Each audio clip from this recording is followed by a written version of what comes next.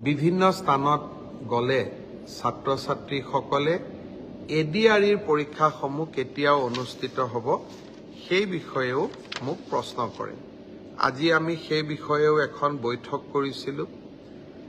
এডিআৰইৰ Assam direct recruitment examination, যাক আমি চমুকৈ এডিআৰই বুলি কওঁ, এডিআৰইৰ গ্ৰেড 3 পোষ্টসমূহৰ পৰীক্ষা 15, 22 আৰু 29 ছেপ্টেম্বৰত অনুষ্ঠিত হ'ব। মই আকৌ এবাৰ কৈছোঁ যে গ্ৰেড 3 পোষ্টসমূহৰ বাবে ইণ্টাৰভিউ 15, 22 আৰু 29 ছেপ্টেম্বৰত অনুষ্ঠিত হ'ব। এই পৰীক্ষা এইবাৰ লোকসেৱা আয়োগে পতা পৰীক্ষাৰ আৰ্হিত হ'ব।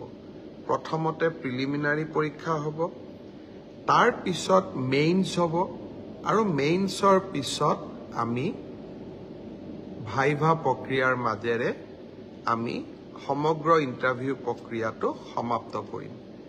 প্ৰিলিমছ এক্সাম তৃতীয় শ্ৰেণীৰ পদসমূহৰ বাবে 15, 22 আৰু 29 ছেপ্টেম্বৰত অনুষ্ঠিত হ'ব। আজি আমি জুলাই মাহত আছোঁ। মই আশা কৰিম যে আমাৰ শিক্ষাৰ্থীসকলে, চাকৰি প্ৰাৰ্থীসকলে যাতে পঢ়া শুনা আৰম্ভ কৰে।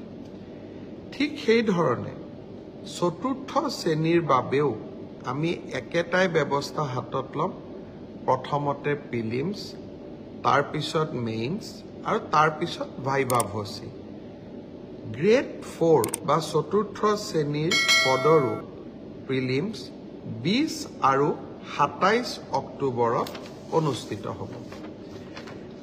আমাৰ গ্ৰেড 3ত প্ৰায় 7,500 পোষ্ট আছে আৰু গ্ৰেড 4ত প্ৰায় 4,500 বা আৰু অলপ 100-200 বেছি, ইমানখিনি আমাৰ পোষ্ট খালী হৈ আছে। এটা স্বচ্ছ নিযুক্তি প্ৰক্ৰিয়াৰ মাজেৰে আমি এই পদখিনি পূৰণ কৰিম।